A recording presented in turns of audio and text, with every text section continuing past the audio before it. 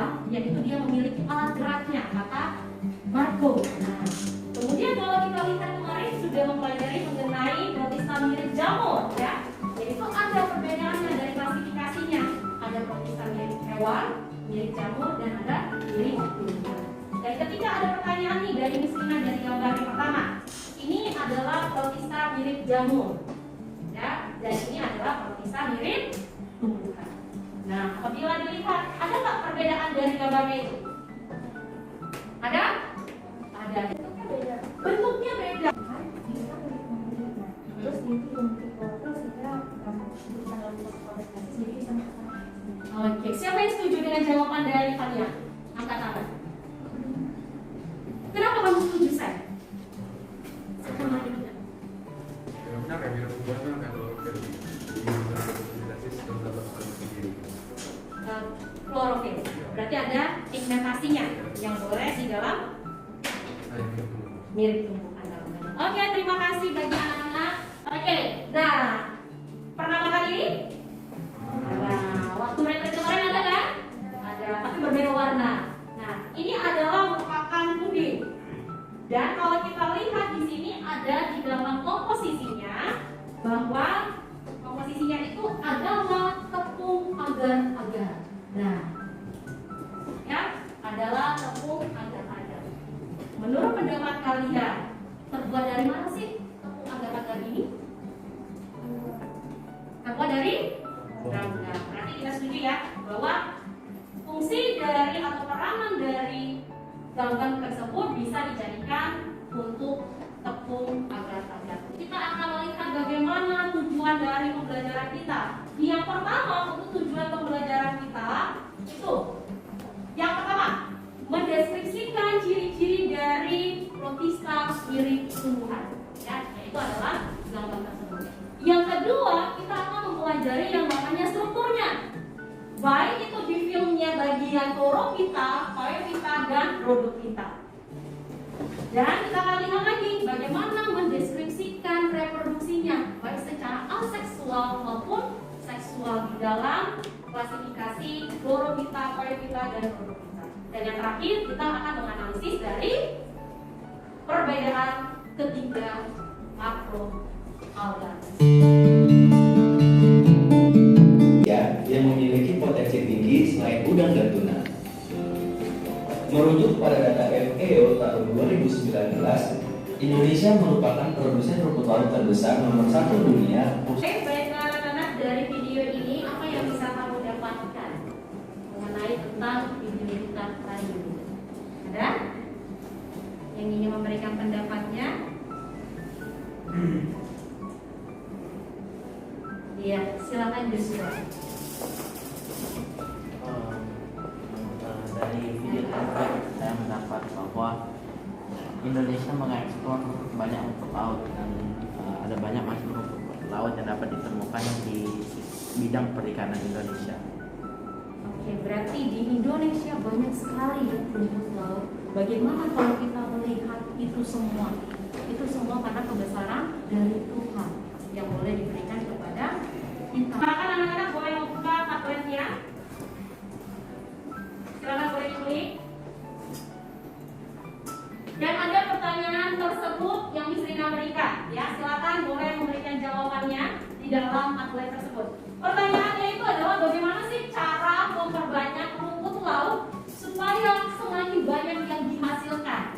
Seperti yang disampaikan Joshua bahwa Indonesia ini banyak sekali keanekaragaman dari rumput laut.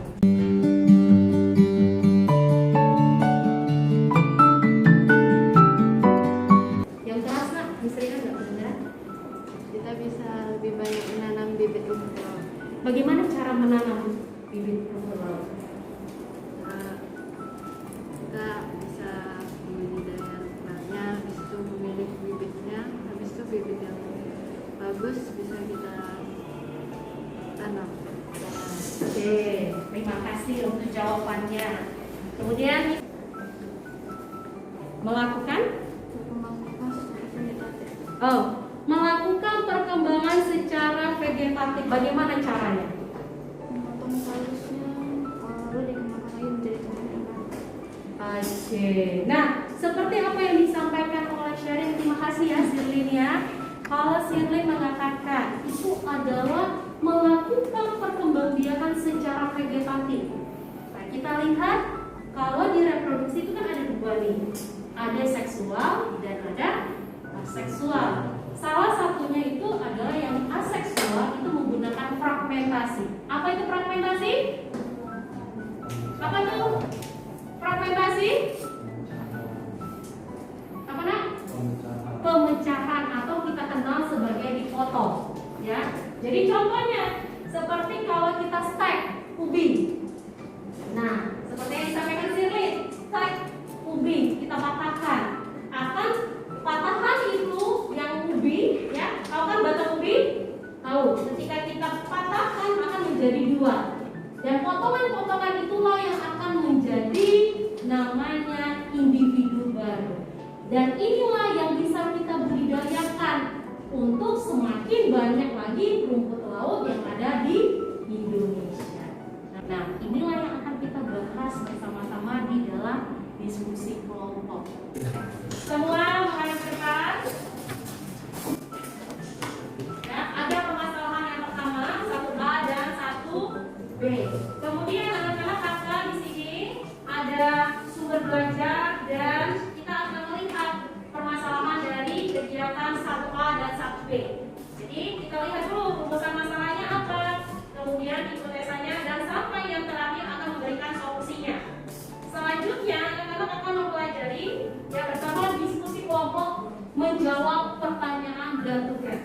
Dan masing-masing dari setiap kelompok itu akan memberikan presentasinya berupa AKBD dan begitu juga dengan mind map yang akan dipresentasikan. Untuk rubrik silakan boleh diperhatikan di dalam classroom. Nanti anak-anak akan berdiskusi bersama dengan kelompoknya masing-masing. Sampai di sini ada yang mau ditanyakan? Jelas semua? Jelas semua? Nah, dan ingat satu lagi yaitu adalah gunakan sumber yang valid, yang terpercaya, sehingga informasi yang boleh kita sajikan itu yang baik juga.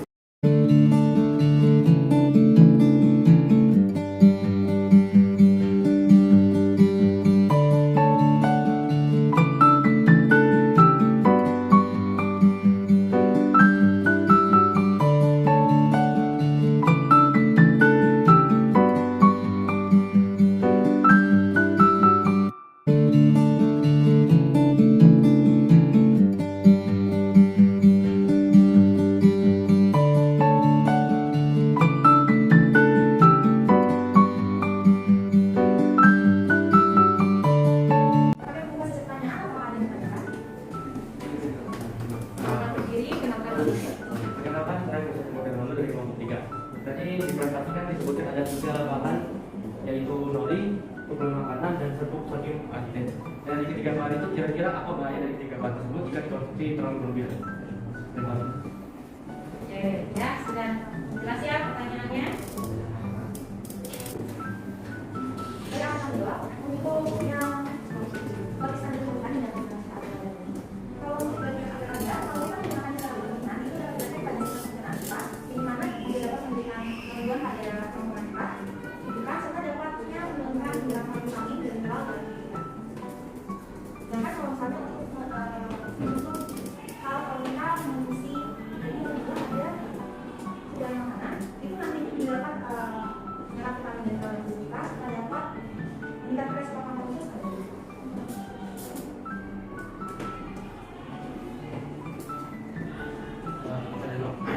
Pada nori bisa menyebabkan diskusi pendarahan hormon tiroid dan mata hijau. Karena lawan kandung zat organik seperti merkuri, timbul, dan lainnya. Jika digunakan dikonsumsi terlalu banyak, maka terjadi bahaya.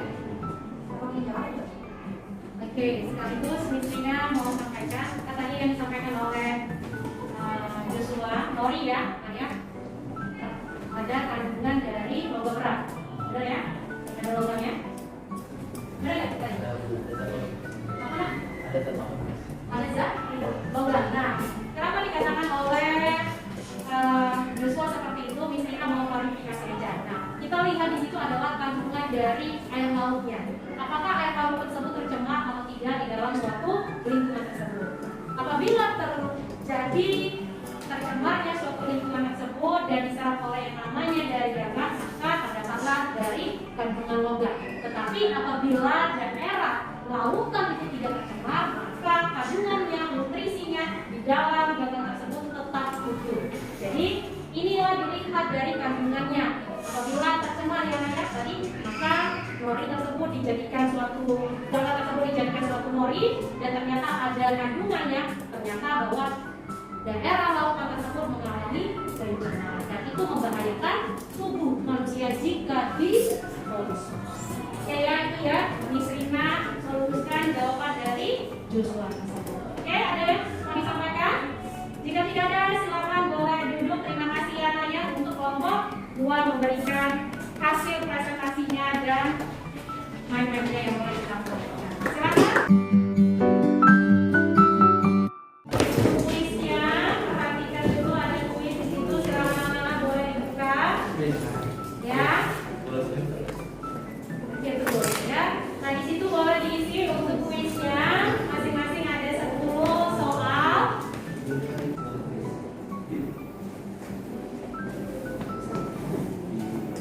Anak boleh dilihat di situ ada penilaian diri yang khusus materi dasar. Silakan boleh dipilih untuk penilaian dirinya. Nah anak-anak sudah diisi bagian penilaian dirinya. Kita akan tutup kegiatan kita pada hari ini. Ya, siapa yang ingin memberikan kesimpulan untuk kegiatan kita hari ini? Silakan. Oh, boleh silakan Rere memberikan kesimpulan. Kesimpulan hari ini adalah kita dapat mempelajari tentang alga. Pertama, alga adalah organisme mixotrof atau autotrof dan heterotrof yang tidak memiliki organ dengan perbedaan fungsi yang nyata. Sebagian besar merupakan autotrof, yaitu memperoleh makanan dengan bantuan cahaya. Cara memperbanyak rumput laut adalah dengan cara fragmentasi, itu dengan cara memotong halus dan ditanam kembali dan menjadi tumbuhan yang baik. Rumput laut dan juga rumput laut dapat dijadikan sebagai produk makanan seperti nori dan juga hal lain seperti suplemen dan lain-lain. Oke, terima kasih untuk Renata untuk memberikan kesimpulan kita pada hari ini. Anak-anak, terima kasih buat kegiatan hari ini bagi anak-anak yang sudah berkolaborasi bersama dengan kelompok. Miss Rina ucapkan terima kasih. Bagi anak-anak yang belum memiliki semangatnya, ayo kita semangat bersama supaya kita bisa bersama menjadi yang lebih baik. Itu saja kegiatan kita hari ini. Kita akan tutup di dalam doa. Stand up please.